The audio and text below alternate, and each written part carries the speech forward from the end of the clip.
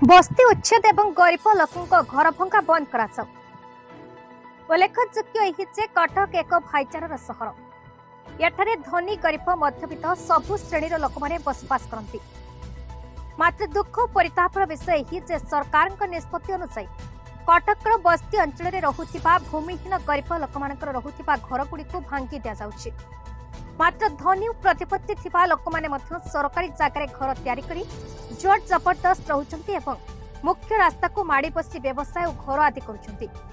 सेमानक उपरे सरकारक आदेश न चलाई एही गरीब लोकଙ୍କ प्रति एपरि निष्ठुरता आचरण करा जाउछि। एणु एहार प्रतिपादरे पार्वती गोविंद स्मृति संसद पक्षरु एक साम्बादिक सम्मेलन सीडीए 11 बीरेन मित्र पार्क मध्य होई जाइछि।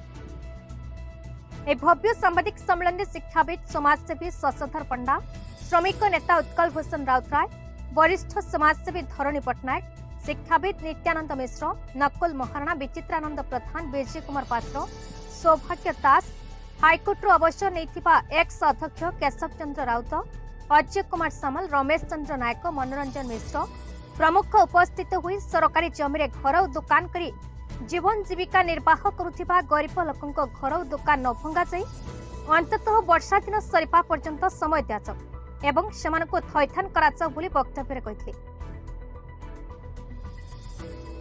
शशधर पंडा, शिक्षाविद, समाजसेवी, साहित्य संगठन कटक।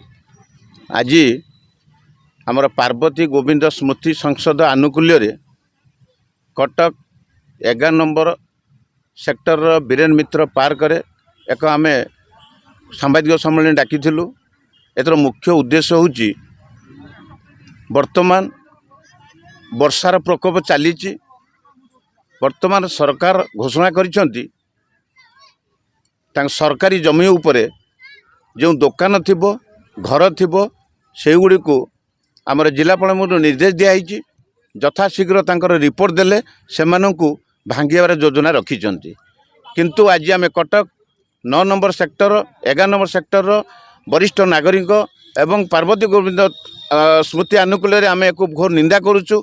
आम सरकार को निवेदन करुचु ये वर्षा समय ये भंगा कार्य बंद करंतु, समय दि जाऊ एवं तांकर सरकार जमी नहीं जातु आउ थाईथान करिकी तांकर सरकार जमी उपरे हटई दिंतु। आमर एतिक होची निवेदन सरकार को।